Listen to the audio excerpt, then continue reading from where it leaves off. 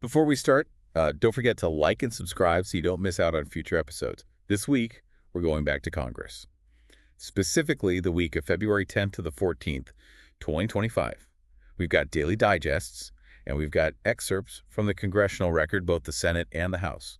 Should give us a pretty good look at what they've been up to. It's always interesting to see what's going on up on Capitol Hill. Absolutely. The Senate started off the week by confirming three big nominations. Tulsi Gabbard is the Director of National Intelligence, Robert F. Kennedy Jr. for Secretary of Health and Human Services, and Brooke Rollins for Secretary of Agriculture. The votes for Gabbard and Kennedy Jr. were pretty close. Seems like there was a bit of controversy surrounding those two. Could be a sign of what's to come as they settle into those roles. Be interesting to see how their leadership unfolds, especially with those initial mixed reactions. Yeah, the Senate definitely had their hands full this week, going through and confirming nominees, one after another. In other news, both the House and the Senate passed the Midnight Rules Relief Act. That's H.R. 77. It allows Congress to look at midnight rules, those regulations put in place by the outgoing presidential administration, as one big package, instead of reviewing each rule individually. That new approach could make regulatory oversight more efficient. But it does make you wonder if it could lead to less scrutiny of individual rules. What do you think? Will this streamlined approach be a good thing in the long run? It's a good question. It's like you said, efficiency versus thoroughness. Always a tough balance. In addition to the Midnight Rules Relief Act, the Senate also approved a couple of other interesting pieces of legislation: the Local Access to Courts Act and the Take It Down Act. Those titles really grab your attention, don't they? Well, they do. Now, over in the House, they passed the Agent Raul Gonzalez Officer Safety Act. This one's aimed at making it a lot less appealing to try and run from federal officers. Makes sense. And let's not forget all the committee work going on. Right. Those committees are super important. They lay the groundwork for legislation, and they handle a lot of the oversight. Exactly. Over in the Senate, there were some really interesting committee hearings. They covered a really wide range of topics, like the semi-annual monetary policy report, the strategic importance of the Arctic and Greenland, and even the newest advancements in carbon capture technology. Shows you just how many different issues the Senate has to deal with. Definitely. Yeah. Meanwhile, over in the House, the committees had a whole other set of issues on their plates. They were looking into the economic troubles hitting farm country, the growing role of digital assets, China's strategic port investments, and the challenges facing schools under the Bureau of Indian Education, the BIE. It's in these committees where a lot of the real work gets done when it comes to figuring out these complicated policy areas. Absolutely. And last but not least, a quick note on the congressional schedule. Looks like there's schedules for a district work period from February 13th to the 23rd. So back to their home states to connect with their constituents, an important part of making sure they understand the concerns of the people they represent. Exactly. Keeps them grounded. So even in just 1 week, we see Congress handling a ton of different things: confirmations, legislation, committee investigations. Their decisions touch pretty much every aspect of American life. It really does highlight how much happens behind the scenes in these committees and hearings long before a bill even has a chance at becoming law. I'm curious, what are your thoughts on the Midnight Rules Relief Act and its potential impact on how regulations are handled? It's definitely something to keep an eye on. Could be a big shift in how things work. It definitely raises questions about the trade-offs between getting things done quickly and doing a thorough review. And speaking of scrutiny, remember those close confirmation votes we talked about earlier? The debate around Tulsi Gabbard's nomination for D&I? That got pretty heated. Yeah, some senators were worried about some of her past statements and positions, especially on foreign policy. It seems like not everyone was comfortable with her views. Those confirmation hearings are really interesting. They give you a chance to see how nominees think and what they believe in, and how they might handle things if they get the job. Yeah, it shows you that even within the same party, people can have very different views. So let's move on to the Senate Committee on Commerce, Science, and Transportation. They held a hearing on the Arctic and Greenland. Kind of a surprising topic, don't you think? The Arctic's become a lot more important lately, with climate change and all the geopolitical stuff going on. As the ice melts, new shipping routes are opening up, and there's growing interest in the region's resources. Plus, Russia and China are both stepping up their presence in the Arctic. That's definitely caught Washington's attention. So it's not just about the environment anymore. We're talking strategic competition, resources, national security, the whole 9 yards. Exactly. That hearing probably covered all of that. They probably had experts on Arctic policy, military strategy, environmental science, all trying to figure out what's going on up there. Sounds complicated. It just goes to show you how even something that seems pretty niche can have a huge impact on the world. Meanwhile, the House Committee on Agriculture held a hearing called Examining the Economic Crisis in Farm Country. That's a problem that's been going on for a while now. American farmers are facing all sorts of challenges. Prices are going up and down, trade wars, the cost of doing business is rising, and then you've got extreme weather on top of everything else. Yeah, and those problems don't stay on the farm. They affect food prices, rural communities, our ability to feed ourselves as a country. It's a big deal. They probably had farmers at the hearing talking about their experiences. That always helps to put a human face on these policy debates. It's a good reminder that these decisions made in Washington have real consequences for people's lives. On a slightly more positive note, the House Financial Services Committee held a hearing on digital assets. The title was kind of optimistic: A Golden Age of Digital Assets, Charting a Path Forward. Kind of ironic considering all the craziness with cryptocurrencies lately. Well, it shows that there are a lot of different ways of looking at digital assets.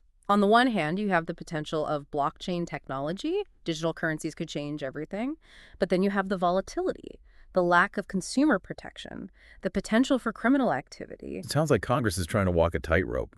They want to encourage innovation, but they also need to protect the financial system. They have to find a way to let this new industry develop responsibly. I bet they had a lot of different people at that hearing. Some who think digital assets are the future of finance, and others who think we need to be really careful and regulate them heavily. That debate is going to continue for a while, and it's going to determine how digital assets are regulated going forward. Makes sense. Now let's talk about China, always a hot topic.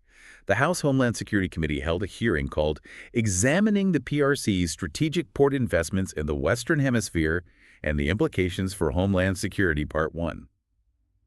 Sounds intense. China's growing influence has everyone in Washington worried. They're keeping a close eye on anything China does to expand its global reach, like investing in strategic infrastructure, like ports, especially in the Western Hemisphere. So this hearing was basically about figuring out if there are any risks associated with China investing in these ports. It's part of a bigger trend. The U.S. is paying a lot more attention to what China is doing all over the world, especially if it looks like it could affect American interests. This is going to be a big part of international relations for years to come. It definitely makes the relationship between the U.S. and China even more complicated. Now let's talk about something really important: congressional oversight. Absolutely. The power to keep an eye on the executive branch and hold agencies accountable is a fundamental part of our system of checks and balances. And we saw it in action this week. The House Ways and Means Committee held a hearing on the IRS. The title was pretty straightforward: IRS Return on Investment and the Need for Modernization. So they were basically looking at how efficient and effective the IRS is, especially since they've had problems with funding cuts and outdated technology.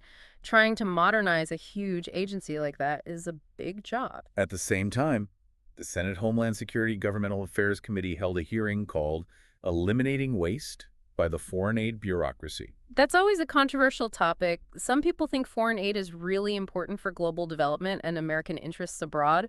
Others think it's a waste of money. It's a good thing they're having these discussions. It's important to make sure that taxpayer money is being used wisely. No doubt about it.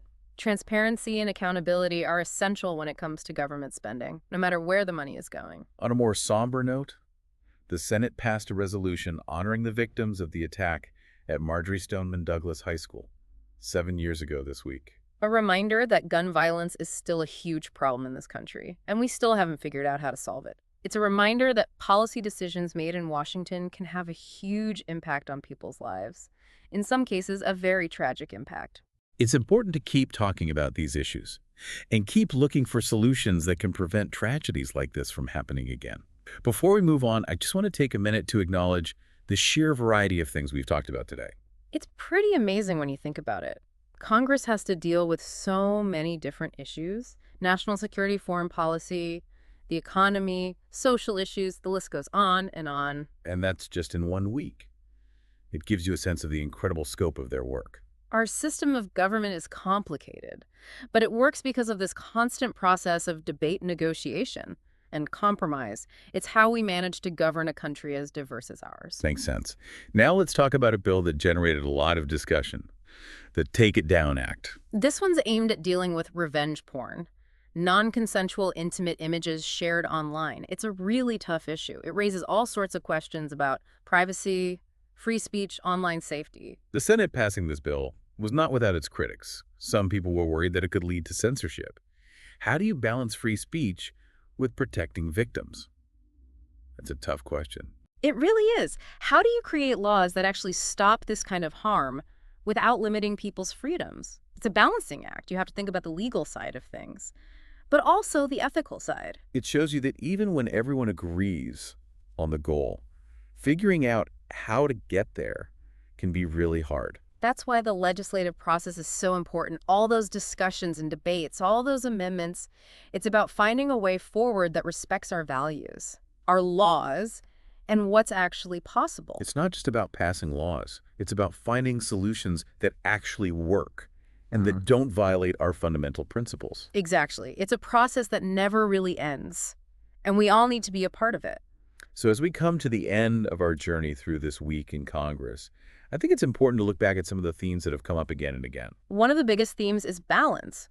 Congress is constantly trying to find a balance between different priorities, national security versus civil liberties, encouraging innovation while protecting consumers, addressing social problems while upholding individual freedoms. It's a constant struggle. And then there's just the sheer volume of things they have to deal with. Confirming appointments, managing the budget, tackling problems that affect specific communities. Their decisions affect every part of our lives. And it just shows how important those decisions are. What happens in Congress affects all of us. So it's really important to stay informed, stay involved, and make sure our voices are heard. All right. Let's wrap things up with a few final observations from the congressional record. Okay, let's see what we've got. So it looks like the House passed a bill that changes the deadline for some businesses to file those beneficial ownership reports. Always something new for businesses to keep track of. I guess it just goes to show that a lot of what Congress does is about the nitty-gritty details of making sure laws and regulations actually work. Even small changes can have a big impact on how businesses interact with the government. And on the international front, the Senate confirmed a bunch of ambassadors. France, the UK, Japan, Canada, Mexico, the French Republic, and the Principality of Monaco. Quite a list. Those ambassador positions are really important. They're the face of the United States around the world, and they play a big role in achieving our foreign policy goals. Every country is different, and those new ambassadors are going to have their work cut out for them. It's like a giant game of chess, and those ambassadors are some of the most important pieces. And finally, on a lighter note, the Senate passed a resolution thanking everyone who helped make the presidential inauguration a success. Organizers, volunteers, law enforcement, emergency personnel. It takes a lot of people working together to pull off something that big. It's nice to see them acknowledging all the hard work that goes on behind the scenes. It shows that our government isn't just about elected officials. It's about all the dedicated people who keep things running. It's a good reminder that we're all in this together. Couldn't agree more. Active citizens are what make a democracy work. So true. You know, as we wrap up this week in Congress, something's been kind of bugging me. It goes back to those midnight rules we were talking about earlier. These regulations that get put in place right at the end of a presidential term. They're often meant to lock in a certain policy direction, but they also raise questions about the balance of power, between the outgoing administration and the new one coming in. Yeah, that's an interesting point. On the one hand, you've got the outgoing administration trying to cement their legacy, trying to influence policy even after they're gone. But then some people argue that it's basically a way to go around the will of the people who just voted for a change in leadership. Yeah, it definitely adds a whole other layer of complexity to transitions of power and how the government keeps running smoothly. And that's where the Midnight Rules Relief Act comes in, the one we talked about earlier. It's supposed to address this by giving Congress more power to review these regulations. Whether it'll actually lead to better oversight or if it'll just slow things down remains to be seen. We'll have to wait and see how it all plays out. Could be some unintended consequences. I think it just goes to show how hard it is to balance different viewpoints and priorities in the legislative process. It really does. And it reminds us that we need to pay attention to the details of how policies are made. Even small technical changes can have a big impact on how our government works. So before we finish up, I just want to share one final thought. Something that's been on my mind as we've been going through all of this. We've seen Congress deal with a huge range of issues, confirming important positions, tackling tough policy questions, responding to major events that have shaped our country. And it's clear that their work affects our lives in so many ways, even if we don't always realize it. I agree completely. And I think it's important to remember that most of the people in Congress are there because they want to serve the public. They want to make a difference. Yeah, it's easy to forget that sometimes, Yeah. especially with all the negativity and partisan fighting that you see in the news. It's easy to get cynical.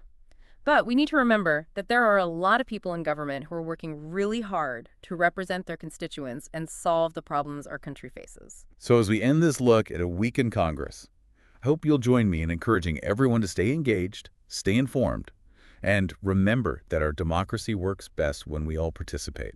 Well said. Until next time, keep asking questions, keep learning, and keep an open mind.